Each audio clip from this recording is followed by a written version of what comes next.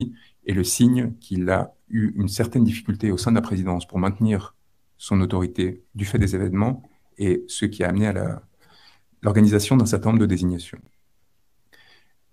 La commission de violence à des fins politiques exige une impunité. Elle exige aussi d'effacer les preuves de ces crimes. Elle exige enfin un discours qui permette de les justifier. Le ministre de l'Intérieur vous en a fait la démonstration à plusieurs moments.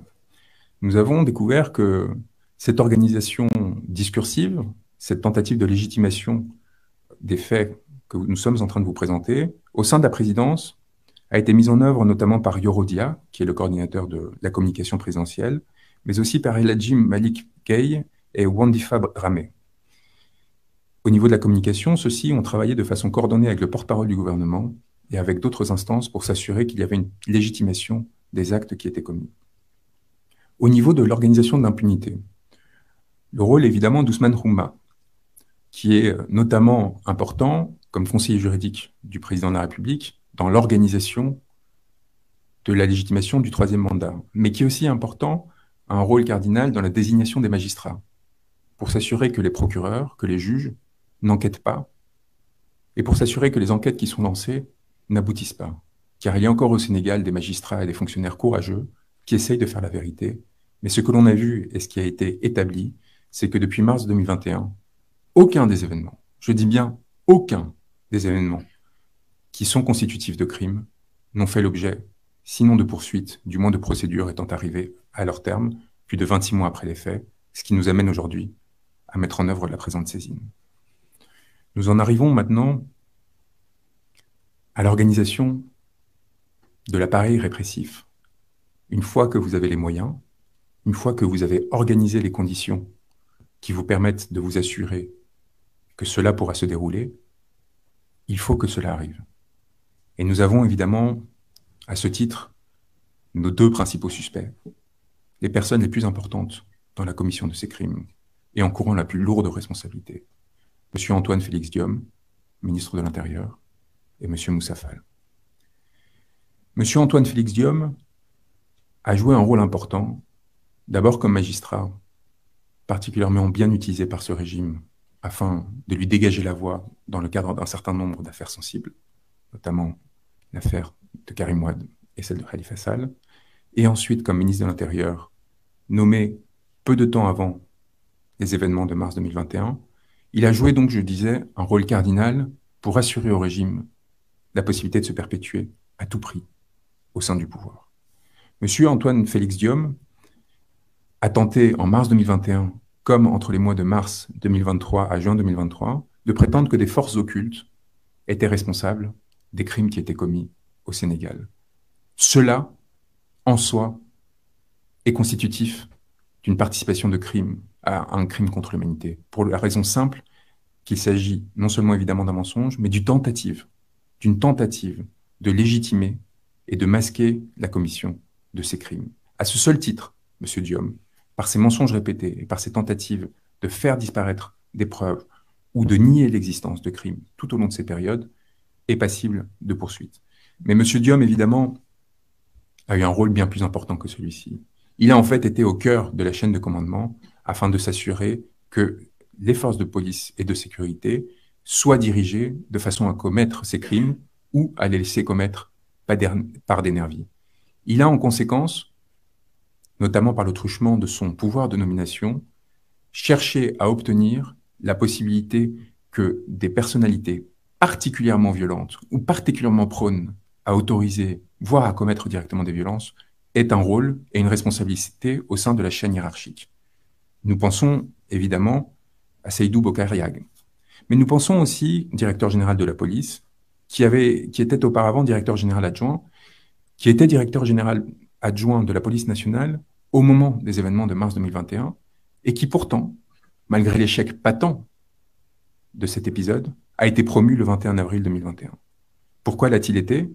Était-ce parce que Ousmane Sy refusait de continuer son prédécesseur sur la voie qui était proposée par le régime? Cela, ce sera aux enquêteurs de le déterminer. Il y a évidemment Amadou Hamadi Lam, directeur du groupement mobile d'intervention lors des événements de mars 2021. M. Ndiaga Diop, son successeur, Masserine Faye, commandant de la Folle, commandant de la brigade d'intervention polyvalente, et surtout, Bara Sangaré, commandant de la sûreté urbaine à Dakar, suspecté d'avoir commis de nombreuses tortures, d'en avoir ordonné aussi, et d'avoir de façon systématique procédé à des arrestations arbitraires pour intimider des opposants politiques et des manifestants.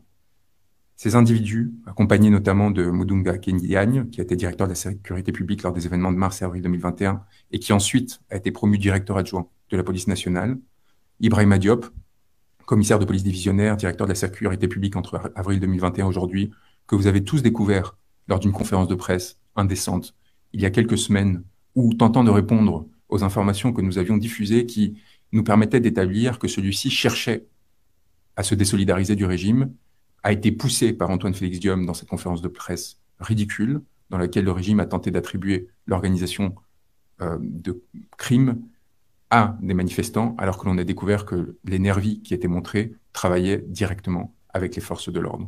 Cette conférence de presse, organisée dans la précipitation, montre l'importance du travail qu'on est en train d'être mené, parce qu'elle a amené le régime à commettre une erreur fondamentale, à s'exposer, et du coup à être exposé par la presse internationale notamment, qui a démontré les mensonges qui avaient été énoncés.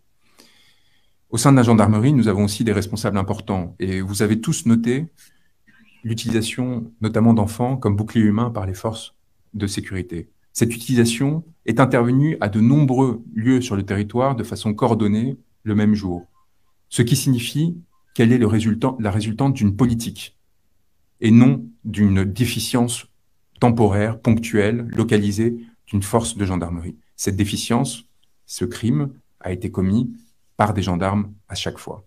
Et donc la responsabilité de Moussa Fall, à ce seul titre, est engagée. Il est évident, en réalité, que la responsabilité de M. Moussa Fall est beaucoup plus importante. Nommé le 17 juin 2021, à la suite des événements de mars et avril 2021, celui-ci a évidemment joué un rôle fondamental dans les désignations qui, au sein de la gendarmerie nationale, ont permis la commission des crimes dont nous parlons.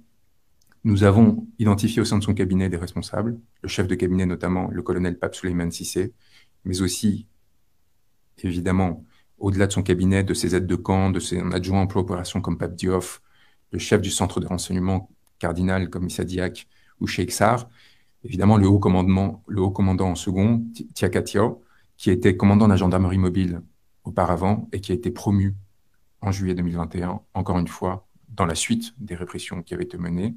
À ses côtés, que ce soit le général Daouda Diop, le lieutenant-colonel surtout, Abdoum Bengue, ou Maguette Mbaye, Aliou Ndiaye et Omar Ndoye, nous avons au sein de la gendarmerie un certain nombre de personnes identifiées, notamment dans les légions de Dakar et de Casamance, qui auront à répondre de leurs actes un jour ou l'autre, et dont je rappelle, encore une fois, qu'ils seront confrontés à des accusations qui sont imprescriptibles, et donc à n'importe quel moment, en cas de changement de régime ou à l'étranger, dont ils auront à répondre. La chaîne hiérarchique des forces de sécurité, c'est très bien. Mais on a vu que dès le moment où la Cour pénale internationale a commencé à devenir un sujet au Sénégal,